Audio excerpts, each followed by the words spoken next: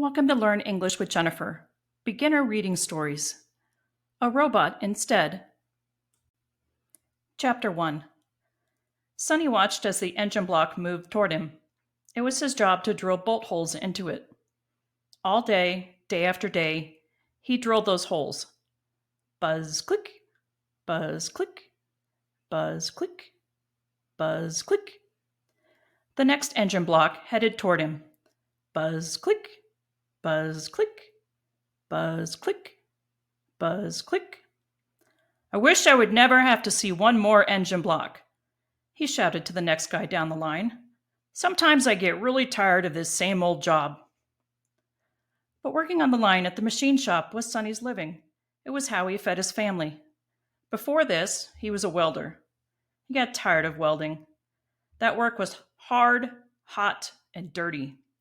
So he took this job in the machine shop to try something besides welding. Buzz click, buzz click. Every day, Sonny heard the same sounds. The auto plant was a loud place.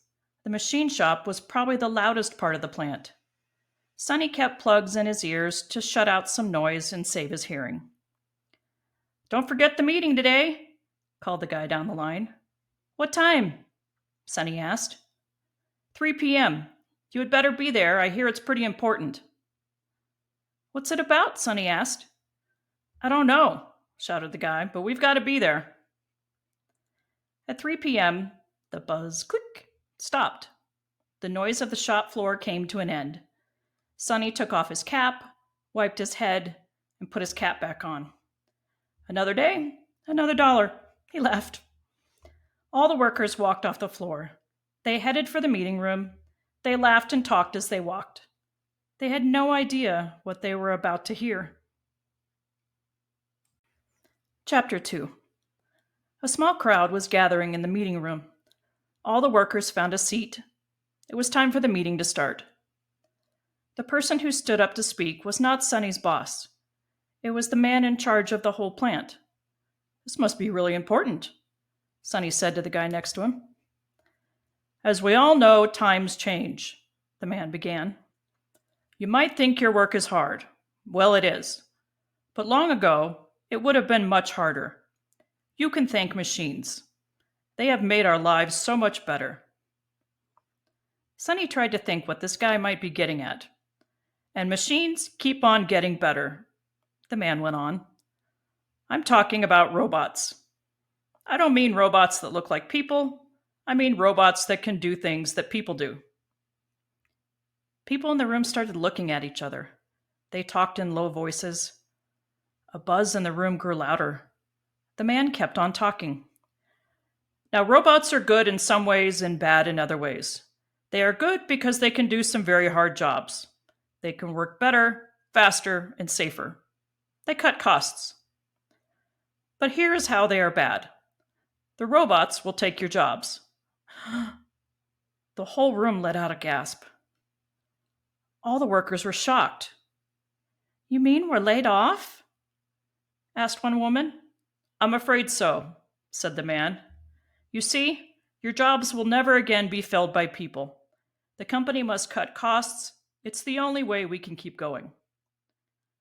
What about his people? Shouted a woman in the back. Some of you will be picked to learn how to run the robots, said the man. Some of you may get called back for other jobs here. For now, you can all file for unemployment benefits.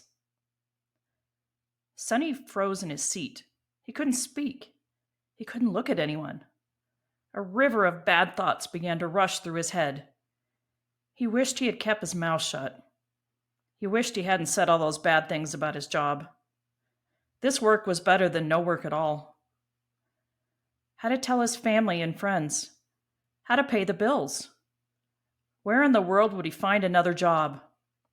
Who would hire him at his age? His mind was racing. And think of it, to have your job taken over by a robot? Not even a real person? Even in this crowd, Sonny felt alone. He felt like a speck of dirt on the street. He felt like nothing at all. Chapter 3. You go on without me, Sonny told his buddy from the carpool. I'd rather walk. Sonny was angry with the company. All they cared about was the bottom line. He felt like hitting someone or something. He wanted to be alone for a little while before he went home. A good long walk always helped to clear his head. So he walked and he thought how to tell his family. He could say nothing. Or he could find a new job and then tell them. No, he thought. He would just come out and tell them. How to pay the bills? Cut down spending. No more nights out with the boys. He could sell his motorbike. Oh, but he would miss that bike. Where would he find another job? He saw himself going from plant to plant. He could just hear them saying, "Sorry, we're not hiring." Sonny went over and over these things in his mind.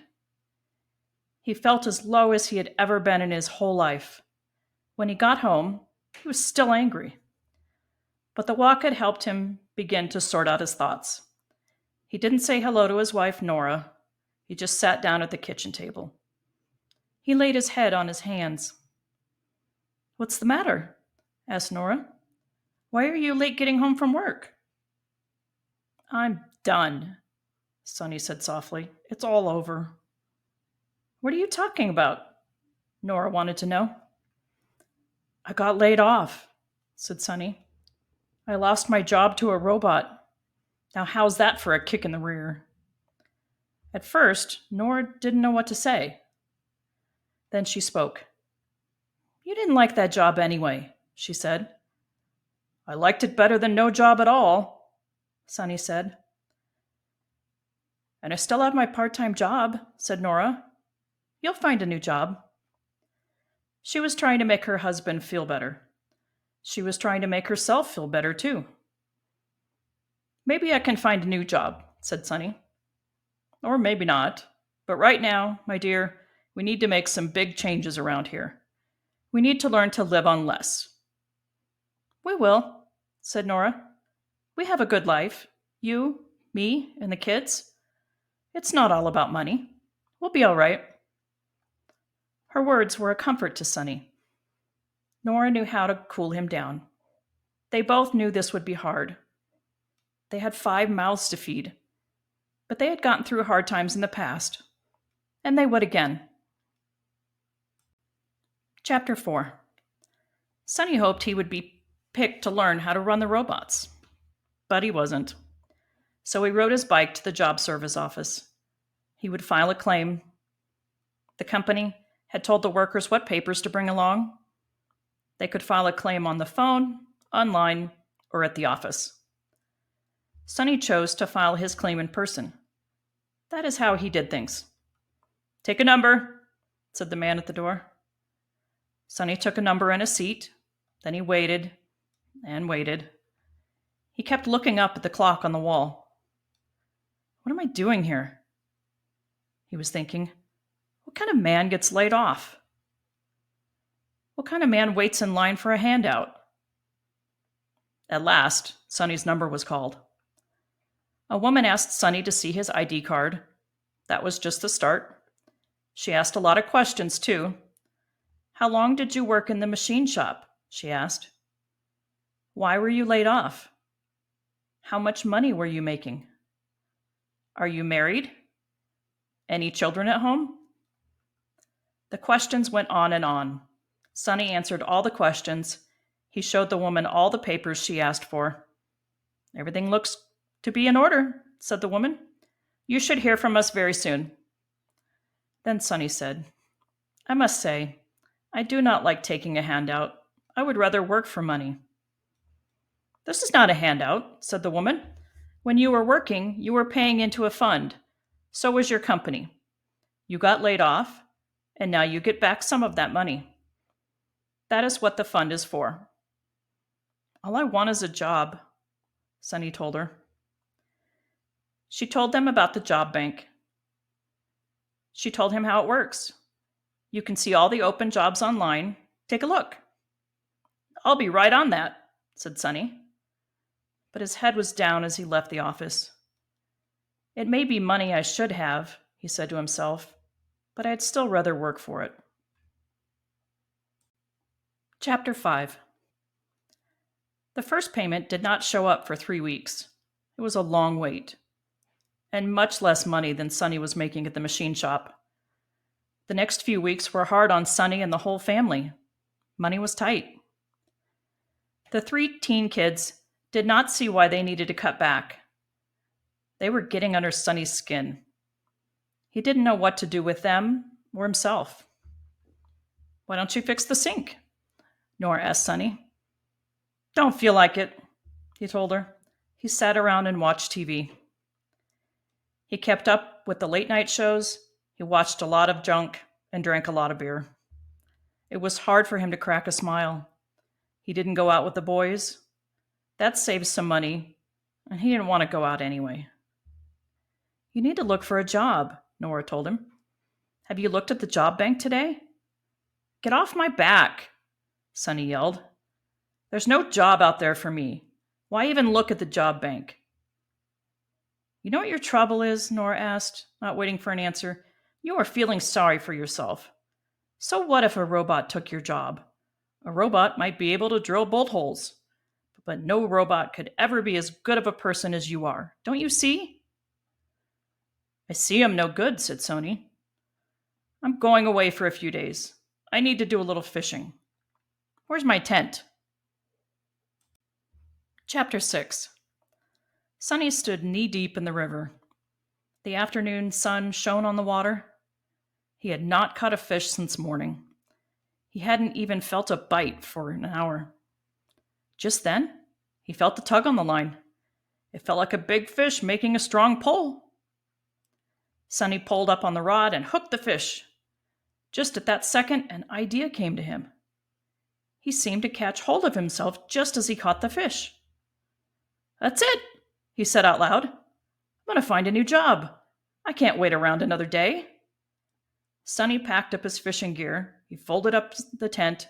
He drove to the auto plant. He didn't even stop at home first. He smelled like fish. He parked the car and marched inside. "I'm here for a new job," he told the woman at the front desk. "I got laid off from the machine shop. This is a big company. There has to be something else I can do here." The woman turned from her screen. "I'll see what I can find out," she said. She made a few phone calls. She turned back to Sonny. "Can you weld?" she asked. Sonny thought about the last welding job. He had gotten so tired of it. Could he stand to do that job again? But he said, "Yes, I can weld. I was a welder here for many years." "Well, then this is your lucky day," the woman said. She wrote down a name and handed it to Sonny. "A welder in the assembly plant quit this morning. Just walked out. They need someone right away. The boss over there is Kurt Bobson. Go over to Building G. He will be waiting for you. Just one thing," she added.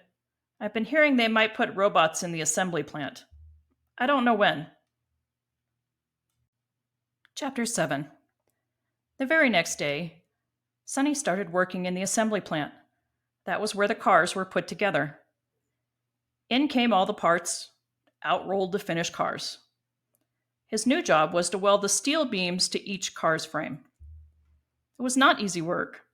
Sparks flew all around him. He had to wear a hot welding helmet, boots, and gloves. And the place was very loud. Not buzz, click, over and over and over, but noisy. Sonny did not mind the heat or the noise. He was just glad to be working again.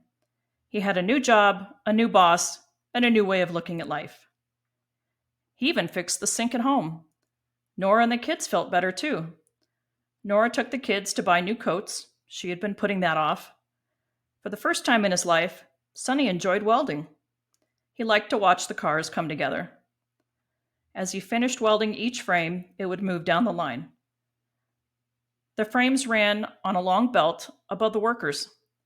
The car engines came in on another line. The engines and frames came together just past Sonny. Workers down the line dropped the engine block into the frame.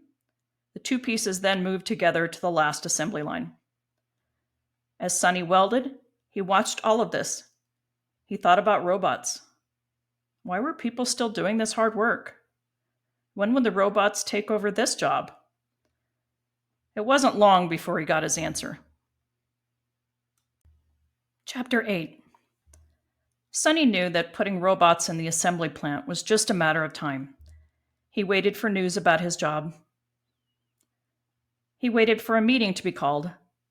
He waited for someone to say, "A robot will take your job." But that is not what happened.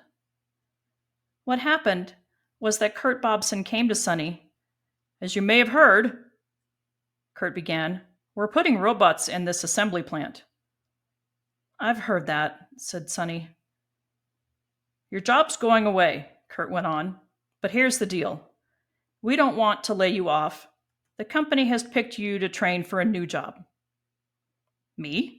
Really?" "What new job?" Sonny asked. "Robot operator," said Kurt. "Running a controller that runs the robot. Checking to make sure the robot welds right. You need to have good math skills, which you do. Running the robot is pretty clean work. You'll use your head more than your hands. Training takes about a month, and we'll pay you the whole time. What do you say?" "I don't know," said Sonny. "I'm a hands-on guy. And training? I haven't gone to school for a long, long time. Would you let me think about it?" "Sure," Kurt said.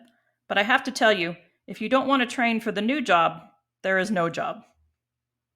"Got it," said Sonny. Do or die, right? He didn't want to think about learning a new job. "Don't know if I'll have what it takes," he was thinking. He was scared. So many changes these days. Go with the flow or sink in the water. That's what Sonny was feeling. Chapter 9. "So that's the story," Sonny told Nora.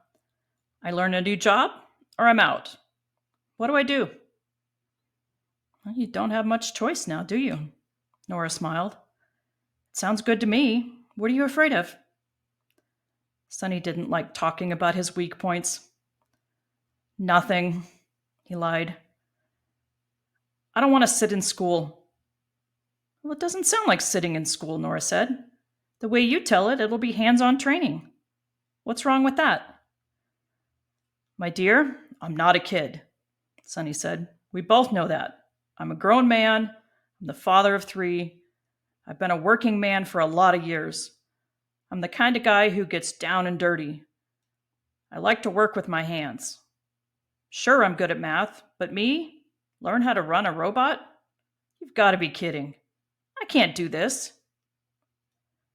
"The new job would let you work with your hands and your head," Nora said. "And where else could you work? Do you want to be out of work again?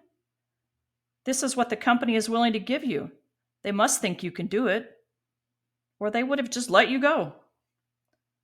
"That's just it," said Sonny. "When it comes down to it, I have no choice. I must do this training thing. Either that, or we don't eat. I just don't want to fail. That would kill me for sure." "I don't think you will fail," said Nora. "Just take the training. Put yourself into it. Learn the new job. I know you can." "I hope I can," said Sonny. "I'll help you with your homework." Nora laughed. "Very funny," said Sonny. "What would I do without you?" Chapter 10. Training to be a robot operator was nothing like school, as Sonny knew it. The trainer was Sonny's line boss. He had learned about all the new robots. He was ready to train the operators. It was only Sonny and 3 other workers. The 4 of them and the boss became a team. There were no books. They looked at videos on a screen. It was easy to see what was going on. But most of the training was hands-on. They looked over the robots. They watched how the robots worked. They learned how to run the controller, the robot's brain. The controller knew what to do. Sonny learned how to tell the controller what to tell the robot. The robot did not look human. It was big, and it was yellow, and it looked like a giant desk lamp. The robot's arm could move this way and that way. At the end of the arm was a welding torch. It was quite a sight. At first, Sonny felt silly. To think a machine that can weld? A robot instead of me? But the more he watched the robot work, the more he liked it. And that baby was fast. Weld 1, weld 2, weld 3, weld 4. Just like that. A robot could do Sonny's job in far less time. 2 or 4 robots could work together. A robot could even clean its own torch. Sonny's new job was to watch all of this on a screen. He ran the controller in a little room with glass walls. No sparks flying around. No hot helmet to wear all day long. No gloves. Sonny wasn't even close to the heat. But he had to know what he was looking at. "This is why we picked you," said the trainer. "You know all about welding. You know when it's right and when it's not." If Sonny needed help, he could ask one of the other guys. If they needed help, they could ask Sonny. They were a team. Day by day, Sonny learned how to check the robots' work. He could check a room full of robots at the same time. Now and then, he put on a helmet and went to the floor to look close up. One morning, Sonny was on the floor to check a robot. "Hey, buddy," he said to the robot. "You're off on that weld by a hair." The robot kept working. "Oh no," Sonny laughed. "I'm talking to a robot." Chapter 11. The training team learned more and more about the robots. Before long, they were all up to speed.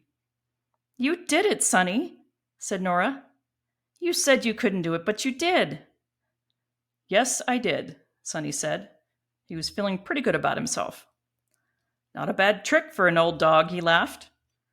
"You're not old," said Nora. "I'm old enough," he said. Nora put her arms around her husband. "Old enough for what?" she asked. "Old enough to know better," said Sonny. "I still don't know what you're talking about," said Nora. "I should have known it wasn't the end of the world, so I got laid off. There is always something new to learn. I should have known I wasn't too old to learn something new." "You just have to go with the flow," said Nora. "Sometimes you have to jump in and go for it." "You're always right, my dear," said Sonny.